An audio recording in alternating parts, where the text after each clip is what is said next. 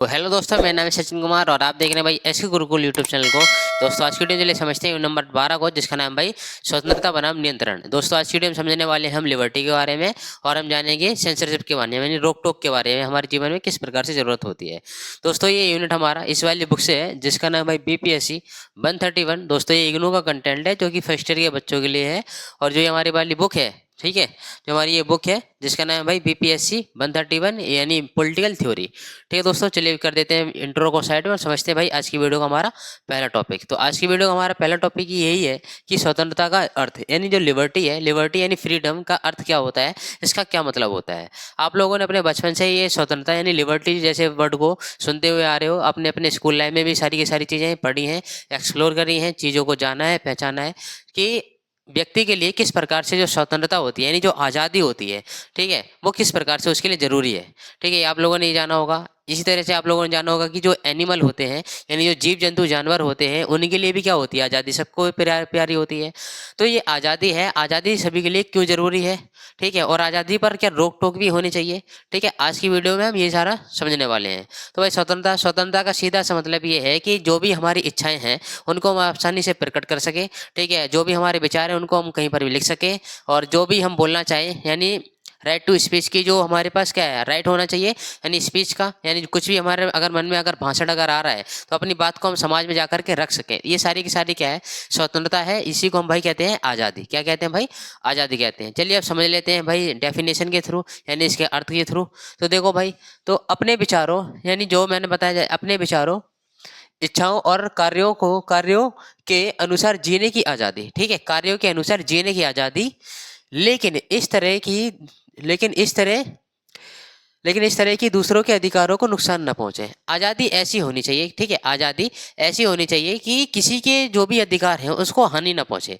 जैसे कि डीजे बना जो डीजे होते हैं, डीजे बजाने का अधिकार जो होता है हर किसी को होता है, लेकिन ऐसा नहीं है कि डीजे बजा करके इस डीजे की जो आवाज़ है यानी जो लाउड स्पीकर की आवाज़ है उसका वॉल्यूम इतना ज़्यादा हाई कर दो कि जो बराबर वाला जो पड़ोसी है उसको दिक्कत हो जाए, जो आसपास सोसाइटी में जो जीव जंतु हैं, ठीक है, जो जो एनिमल है उनको इशू हो जाए। ठीक है, जो पेड़ पौधे जो पक्षी वगैरह हैं इनको भी लिए भी क्या दिक्कत हो जाए।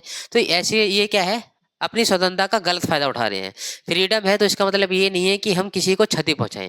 तो ठीक है, आप लोग समझ गए हो कि अपने विचार में यहाँ पर इच्छाएं और कार्य हैं, ठीक है, इनके अनुसार हम अपने अपना जीवन जीना है। लेकिन हमें एक बात ध्यान में रखनी है कि हम अपनी सुख सुविधाओं के लिए यानी हम अपनी स्वतंत्रता के लिए हम क्या दूसरों को तो हानि नहीं पहुंचा रहे हैं, बस ये चीज़ नोटिस करके चलना है। ठीक है, हम बात करते हैं भाई स्वतंत्रता के प्रकार के बारे में। तो बेसिकली स्वतंत्रता के 4 प्रकार होते हैं। कितने प्रकार होते हैं? 4, जो कि मुख्य प्रकार होते हैं। तो पहला प्रकार इसमें आता है भाई हमारे व्यक्तिगत स्वतंत्रता। क्या आता है भाई? व्यक्तिगत स्वतंत्रता। अब एक व्यक्ति है, अब किसी व्यक्ति को अपने नेल्स जो होते हैं बड़े बड़े रखने हैं, यानी किसी को बाल बड़े रखने हैं, तो उसकी क्या है, पर्सनल आज़ादी है, जैसा वो बनना चाहे। जैसे कि कपड़े पहनने की आज़ादी, धर्म, जो भी आपको धर्म अच्छा लगता है आप वो धर्म मानते हो, ठीक है, जो भी आपकी कास्ट होती है आप उस वाली कास्ट को फॉलो करते हो। तो यहाँ पर क्या है, सारी की सारी चीज़ें व्यक्तिगत है। ठीक है, कैसी है? व्यक्तिगत है। सांस्कृतिक भी इसी में आ जाता है। व्यक्तिगत में क्या है, यहाँ पर व्यक्ति का पर्सनली मत देखा जाता है।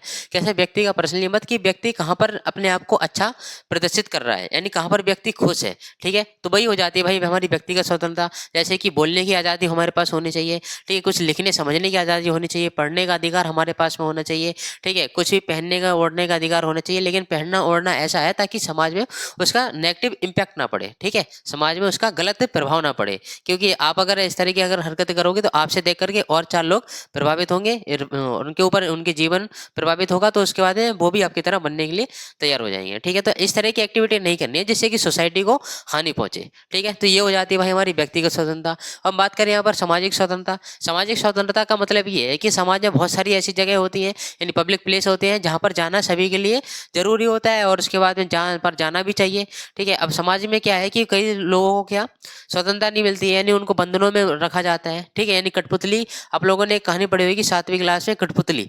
ठीक है, तो कठपुतली के बारे में आप नाम से पता चल रहा है, कठपुतली कैसे इशारों में उंगलियों पर नाचती है। तो जो कठपुतली है उसके हाथों में, उसके पैर में, उसके बॉडी में क्या स्वतंत्रता है? नहीं है। वो क्या किसी और के इशारों पे नाच रही है। ठीक है, किसी और और के इशारों पर नाच रही है। तो समाज में भी कुछ लोग ऐसे होते हैं जो कि अपने वो किसी को नचाते हैं, ठीक है, अपने से छोटे वाले को नचाते हैं। तो यहाँ पर क्या है, उसकी स्वतंत्रता का गलत फायदा उठा रहे हैं, मिसयूज कर रहे हैं, ठीक है। तो ये क्या होती है यहाँ पर, फिर यहाँ पर हमें देखने को मिलता है कि स्वतंत्रता तो है, सभी के लिए क्या है, बराबर है, ठीक है। जैसे कि अगर कोई अमीर तबका का अगर बंदा अगर बाहर अगर कहीं घूम रहा है सोसाइटी में, तो हिसाब से गरीब के पास भी स्वतंत्रता है कि वो भी उस वाली सोसाइटी में जाकर के आराम से मस्त घूमे, कि उसके पास भी क्या है, सामाजिक स्वतंत्रता है, पूरा समाज उसको सपोर्ट कर रहा है, तो इस वाले भाई साहब को भी क्या करेगा, सपोर्ट करेगा। देन उसके बारे में समझते हैं कि राजनीतिक स्वतंत्रता का सीधा सा मतलब हमारी राजनीति से जुड़ा हुआ तो है। जैसे कि तरह की राजनीति में आप लोगों ने देखा होगा कि लोग जैसा मन चाहा वैसा भाषण देते हैं, जो कि अच्छा नहीं है, ठीक है। भाषण उसी हिसाब से देना चाहिए जो कि राष्ट्र के हित में हो, ठीक है, क्षेत्र के हित में हो, समाज के हित में हो, लोगों के हित में हो। जहाँ पर जनता एक्टिव है वही वाला जो भाषण है सक्रिय है, एक्टिव है, ठीक है, वही ज़्यादा अच्छा है। और उसके बाद में अगर भाषण अगर अनैतिक रूप से अगर दे दिया तो उसके बाद तब जाकर के इशू हो जाता है। तो यहाँ पर राजनीतिक स्वतंत्रता का मतलब है कि राजनीति में जाने के बाद में आप लोगों के पास ये अधिकार मिल जाते हैं कि अब कुछ भी अपने उस वाले मंच पर जाकर के अपने विचार प्रकट कर सकते हो, लेकिन किसके अकॉर्डिंग, जनता के अकॉर्डिंग, कि वो जो भी विचार आप प्रकट करोगे जनता के हित में होने चाहिए, राष्ट्र के हित में होने चाहिए, देश के हित में होने चाहिए, देश के अर्थव्यवस्था के हित में होने चाहिए, ठीक है। और ऐसे शब्द होने चाहिए जैसे कि समाज में किसी बंदे को बुरा न लगे, ठीक है। और उसके बाद हम बात करें आर्थिक स्वतंत्रता। अब आर्थिक स्वतंत्रता जो है, आप लोगों ने देखा होगा कि हमारे घर में, ठीक है, यानी हमारे घर में क्या है कि 4 लोग रहते हैं। घर में कितने, मान लेते हैं कि 4 लोग रहते हैं, और 4 लोगों में सबसे ज़्यादा जो आर्थिक स्वतंत्रता है किसके पास में होती है, पापा के हाथ में होती है। पापा के हाथ में जो आर्थिक स्वतंत्रता है वो क्यों है, क्योंकि पापा क्या करते हैं, अर्निंग करते हैं, ठीक है। इस तरह से आप लोग भी अब क्या कर रहे होगे, अर्निंग कर रहे होगे, तो आपके पास भी क्या है, आर्थिक स्वतंत्रता, यानी आपके पास भी क्या है, थोड़ी बहुत इकोनॉमी पावर है। जैसे कि आपका जो मन चाहा, जो भी खरीदने का मन चाहा वो आप खरीदने के लिए तत्पर हो जाते हो, उसको खरीद लेते हो, तो आपके हाथ में क्या है, आर्थिक स्वतंत्रता है। इसी को हम आर्थिक स्वतंत्रता सीधा से लिखना है एग्जाम में अगर आपके आए, और वैसे भी ये आएगा ही टॉपिक, ठीक है। तो अगर आपके एग्जाम में ये वाला क्वेश्चन आता है, सीधा लिखना है कि आर्थिक स्वतंत्रता से मतलब ये है कि जहां पर एक व्यक्ति अपने इच्छाओं के अनुसार किसी वस्तु पर व्यय कर सके, यानी वहां पर अपना मूल्य खर्च कर सके, वही क्या है, उसकी आर्थिक स्वतंत्रता। लेकिन बिना अपने घर को क्षति पहुंचाए, ठीक है, बिना अपने घर को क्षति पहुंचाए, ठीक है। ऐसा नहीं करना है कि सारे के सारे पैसे उड़ा दिए और उसके बाद में बोले कि हमारी आर्थिक स्वतंत्रता है, सैलरी अब हम घर पे नहीं देंगे, तो ये क्या है, नेगेटिव इम्पैक्ट पड़ जाएगा यहाँ पर।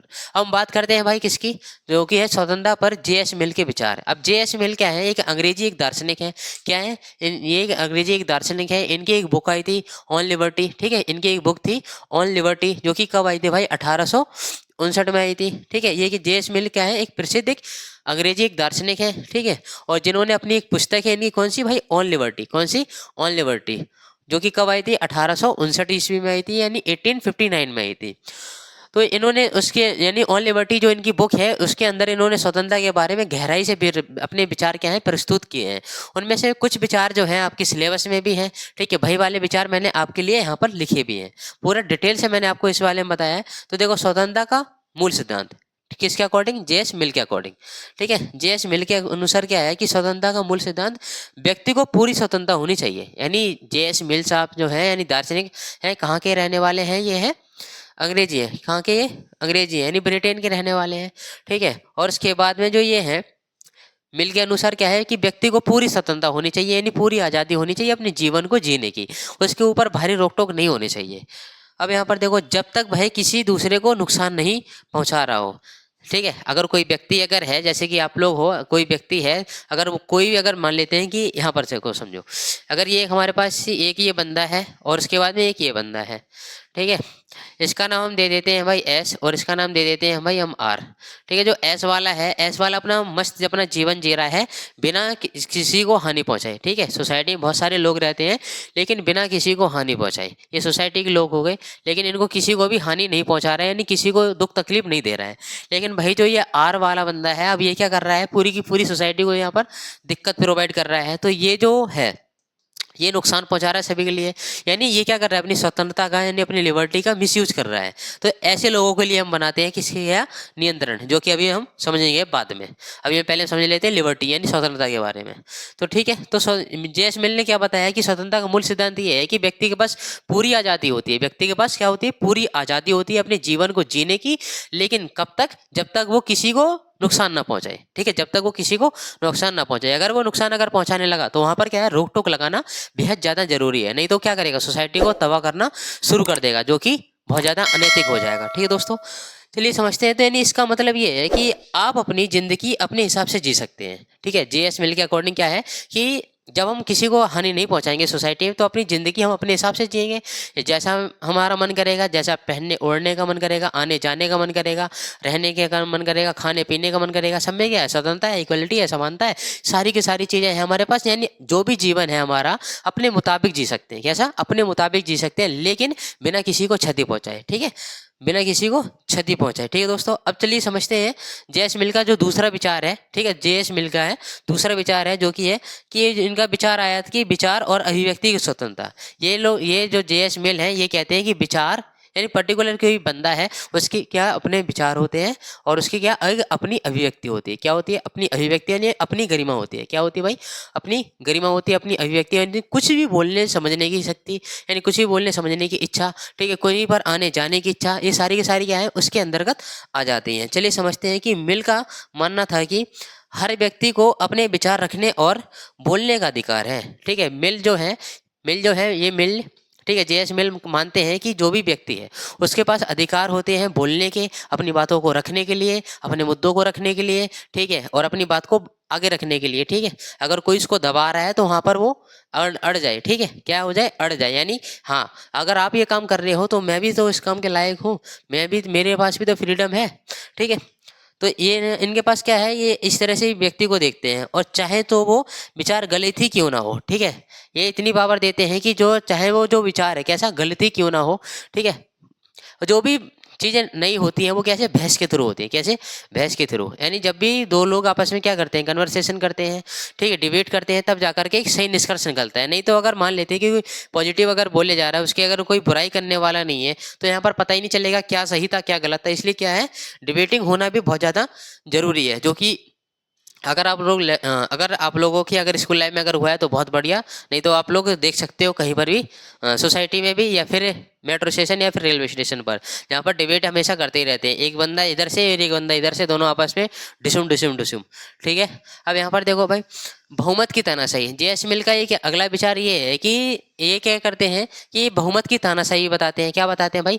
बहुमत की तानाशाही। अब तानाशाही यहाँ पर एक वर्ड आया है, और उसके बाद एक वर्ड आया है बहुमत। बहुमत का मतलब होता है जिसके पास पूर्ण बहुमत होता है, जो कि पूरी पार्टियों में से सबसे ज़्यादा जिसके पास वोट होते हैं, सबसे ज़्यादा जिसके पास राइट्स होते हैं, जिसके पास सबसे ज़्यादा सत्ता होती है, जिसके पास सबसे ज़्यादा पावर होती है। ठीक है, वही पार्टी हो जाती है हमारी बहुमत। और उसके बाद अब यहाँ पर एक वर्ड आया तानाशाही। तानाशाही का सीधा सा मतलब ये है कि जहाँ पर जो भी बंदा सत्ता में है, उसका जो भी मन करेगा वो वही वाले काम करेगा, बाकी सोसाइटी में कुछ भी हो या ना हो, इस बंदे को उससे कोई लेना देना नहीं है। उदाहरण के लिए आपका नॉर्थ कोरिया। ठीक है, आप जानते हो किंग जोंग उन। ठीक है दोस्तों, और देखो यहाँ पर जो ये मिल ने चेतावनी दी कि बहुमत की तानाशाही के अकॉर्डिंग मिल क्या करते हैं, चेतावनी देते हैं कि कभी कभी समाज या बहुमत भी व्यक्ति की स्वतंत्रता छीन सकता है। ठीक है, जैसे कि नॉर्थ कोरिया में क्या होता है। ठीक है, नॉर्थ कोरिया में क्या होता है कि वहाँ का जो सरकार है, ठीक है, वहाँ की जो सरकार है किंग जोंग उनकी, ठीक है, किंग जोंग उनकी जो सरकार है, वहाँ पर क्या है, तानाशाही है। ठीक है, तानाशाही है, तो यहाँ पर क्या है, वो उन्होंने जो भी स्वतंत्रता है व्यक्ति की, ठीक है, जैसे कि कहीं आ नहीं जा सकते हैं, ठीक है, आवागमन नहीं हो सकता है बिना किसी के परमिशन के उनके। ठीक है, तो यहाँ पर क्या समाज उनका क्या है, पूरा फिक्स है, और जो भी उन्होंने अगर कुछ भी अपने हिसाब से अगर कुछ कर दिया तो तब जाकर के इनको क्या इशू हो जाएगा। तो यहाँ पर उनके पास क्या है, समाज भी दिक्कत कर रहा है लोगों को, और उसके अंदर बहुमत भी सरकार के पास है। तो अब जो सोसाइटी के लोग हैं, सोसाइटी के लोगों की यहाँ पर क्या है, स्वतंत्रता है उनके पास बिल्कुल नहीं।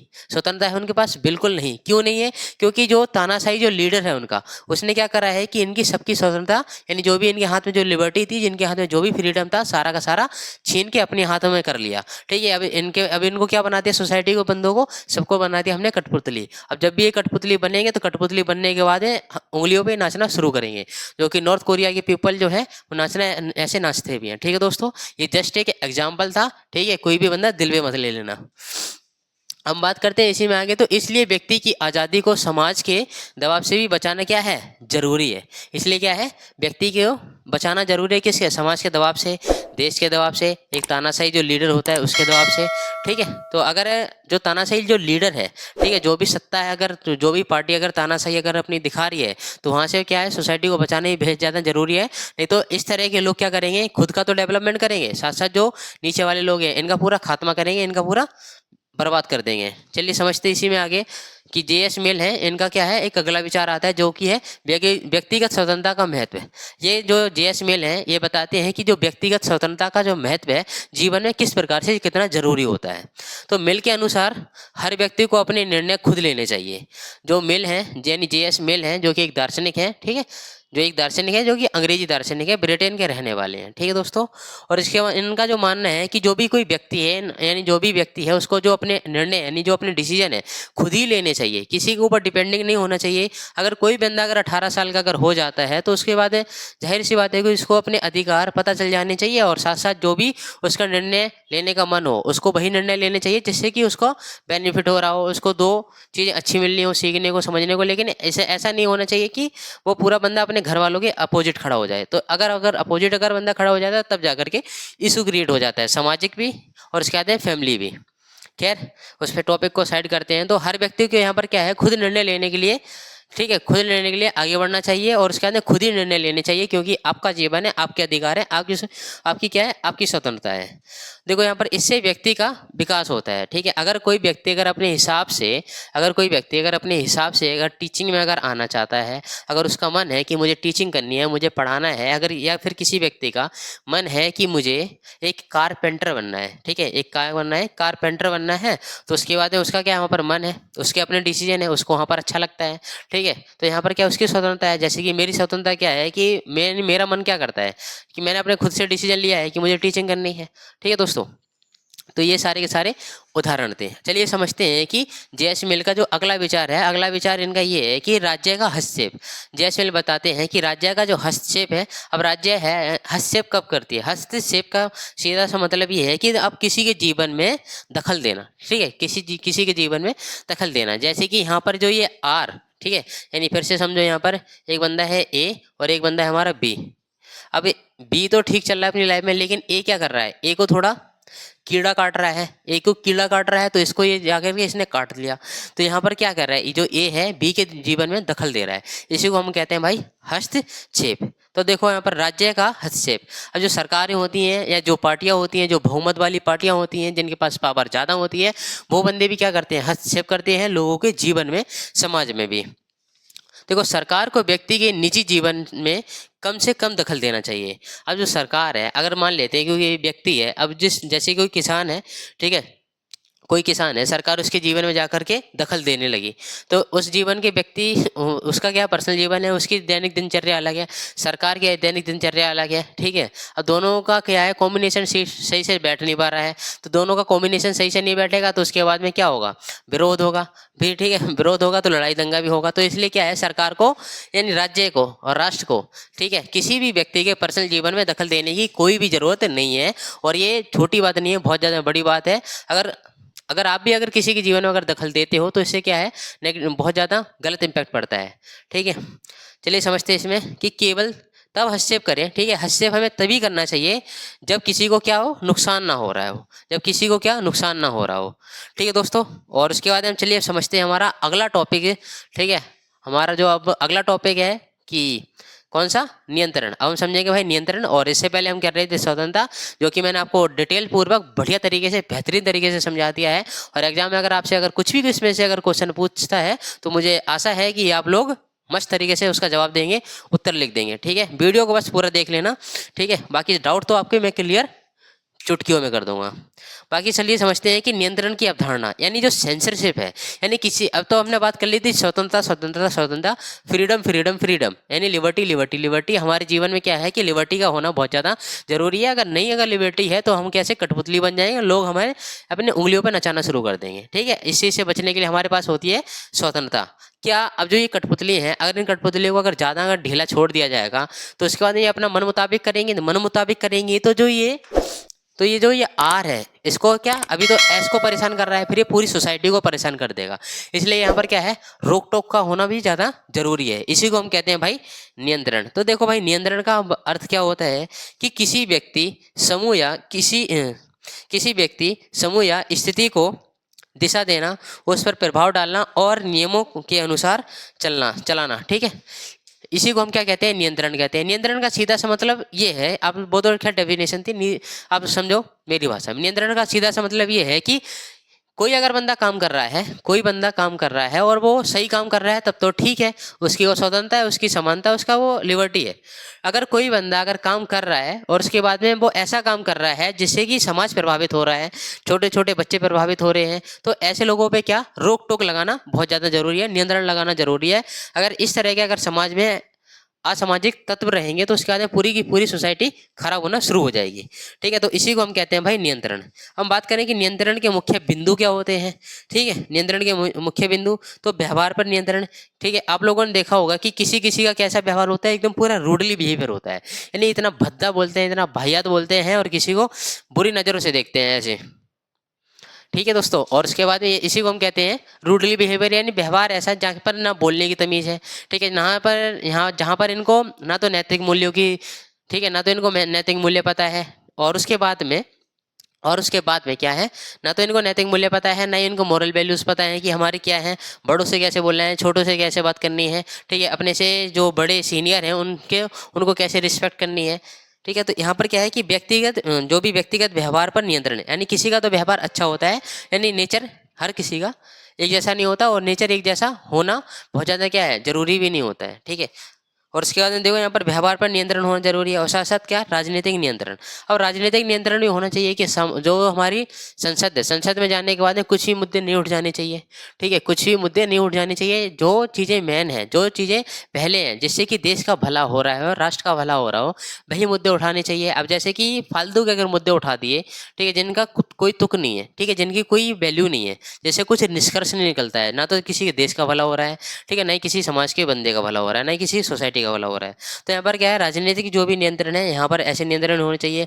और राजनीतिक जो भी पार्टियां होती हैं, इनको भी क्या कंट्रोल में रहना चाहिए, नहीं तो ये लोग क्या करेंगे, अपनी शक्ति का मिसयूज करेंगे। और जो भी अधिकारी की जो वर्ग है, यानी जो भी प्रशासन है, इनके पास भी क्या रोक टोक होती है, किसके थ्रू, जुडिशरी के थ्रू, यानी न्यायपालिका के थ्रू। ठीक है दोस्तों, और हम बात करें यहाँ पर सामाजिक नियंत्रण। सामाजिक नियंत्रण भी ये होता है कि समाज पूरा नियंत्रित रह के चलता है। ठीक है, समाज के जो लोग होते हैं अपने बच्चों को नियंत्रित करके चलते हैं। जैसे कि आप लोगों को भी बहुत सारे लोग देखते होंगे तिरछी नज़रों से कि हाँ ये फलाने जी का बच्चा है, और उसके बाद इन्होंने कुछ करा तो नहीं है, ठीक है, ये ऐसा तो नहीं है, और उसके बाद ये वैसा तो नहीं है, बहुत सारी चीज़ें चलती रहती हैं। तो इसी को हम कहते हैं सामाजिक नियंत्रण। और उसके बाद हम एक होता है आंतरिक नियंत्रण, और एक होता है हमारा बाहरी नियंत्रण। आंतरिक नियंत्रण का मतलब ये है कि जहाँ पर हम अपने देश के अंतर्गत चीज़ों को मैनेज कर रहे हैं, चीज़ों पर रोक टोक लगा रहे हैं। और बाहरी मतलब ये होता है जहाँ पर हम अपने देश को बाहर से प्रोटेक्शन दे रहे हैं। ठीक है दोस्तों, और चलिए ये भी समझ गए। तो हम जानते हैं कि जो नियंत्रण होता है, नियंत्रण हमारे लिए किस प्रकार से जरूरी होता है। तो पहला तो यही है कि जब भी हमारे पास, ठीक है, जब भी हमारे जीवन में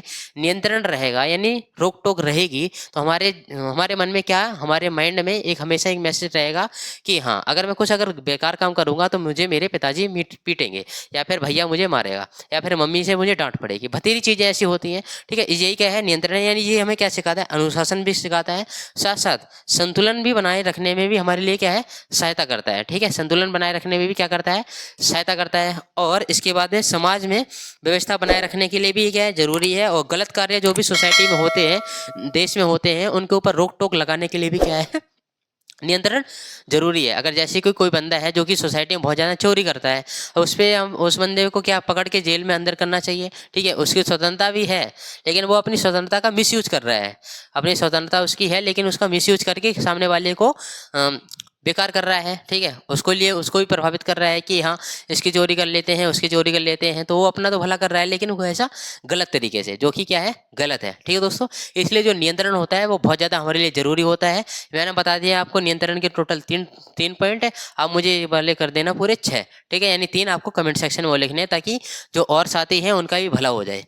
खैर चलिए समझते हैं भाई अब अगला टॉपिक, जो कि हमारे स्वतंत्रता और नियंत्रण के बीच संबंध। यानी जो स्वतंत्रता है, यानी जो लिबर्टी है, और जो सेंसरशिप है, इन दोनों के बीच में क्या है, संबंध होता है। क्या होता है, रिलेशन होता है।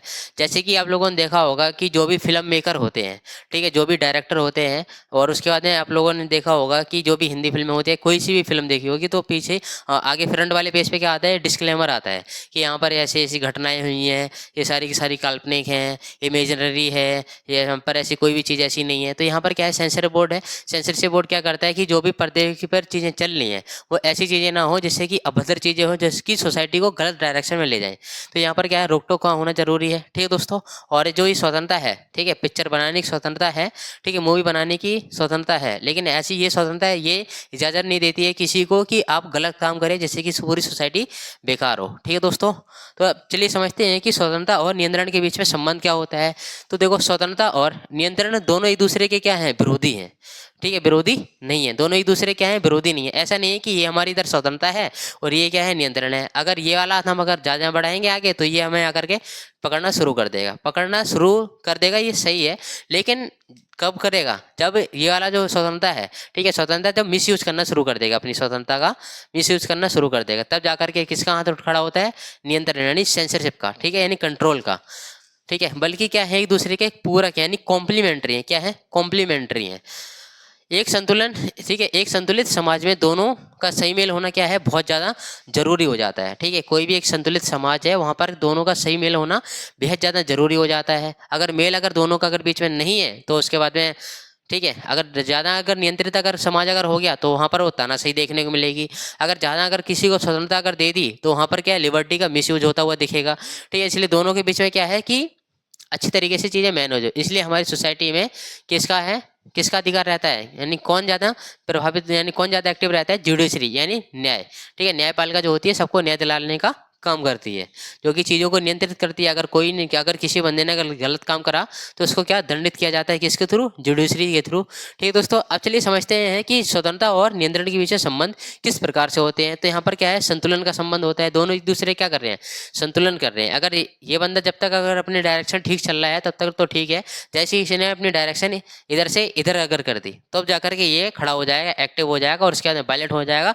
पायलट होने के बाद ये आ जाएगा इसको पकड़ने के लिए कि हाँ कि भाई अब तुम मिस यूज कर रहे हो अपनी किसका, स्वतंत्रता का। ठीक है, इसलिए अब तुम्हें पकड़ के अंदर कर देंगे। ठीक है दोस्तों, और इसके बाद चलिए समझते हैं इसमें नियंत्रण और स्वतंत्रता को सीमित करता है। ठीक है, नियंत्रण और स्वतंत्रता क्या करता है, सीमित करता है। कौन, इन दोनों का संबंध। अब यहाँ पर ना तो ये ज़्यादा एक्टिव हो सकता है ना ही ये ज़्यादा एक्टिव हो सकता है, इसलिए दोनों का क्या है, बैलेंस होना जरूरी है। ठीक है, और यहाँ पर देखो, नियंत्रण स्वतंत्रता की रक्षा करता है। ठीक है, जो नियंत्रण होता है वो क्या करता है, स्वतंत्रता की रक्षा भी करता है। लेकिन कभी कभी ऐसा माहौल बन जाता है, ऐसा कुछ ऐसे नेता आ जाते हैं जो कि सोसाइटी में, जो कि सामने वाले बंदे की पूरी स्वतंत्रता की धज्जियां उड़ा के चले जाते हैं। ठीक है, क्या उड़ा देते हैं, धज्जियां। जैसे कि नॉर्थ कोरिया एक देश है। ठीक है दोस्तों, अब हम बात करें यहाँ पर व्यक्ति और समाज का संबंध। अब दोनों जब रहते हैं तो उसके बाद यहाँ पर क्या, व्यक्ति और समाज के बीच में क्या अच्छे संबंध बनना शुरू हो जाते हैं। ठीक है दोस्तों, तो इसी के साथ जो आपका जो यूनिट है, यूनिट नंबर 12, ये आपका पूरे इसी यूनिट में कंप्लीट, सॉरी इसी वाली वीडियो में आपका पूरा फाइनली कंप्लीट हो गया है। और दोस्तों वीडियो अच्छी लगी हो तो वीडियो को लाइक शेयर सब्सक्राइब चैनल को ज़रूर कर देना, और बताना कि मुझे ये आपको ये एक्सप्लेनेशन कैसी लगी। और मुझे ये भी बता देना कि आपको कमेंट सेक्शन में मुझे बता देना कि आपको नेक्स्ट वीडियो किस वाले टॉपिक पर चाहिए, मैं उसके लिए भी वीडियो तैयार कर दूंगा। ठीक है दोस्तों, और चलिए मिलते हैं हम नेक्स्ट वीडियो में, यानी इसकी नेक्स्ट वीडियो में। तब तक के लिए भाई जय हिंद, वंदे मातरम।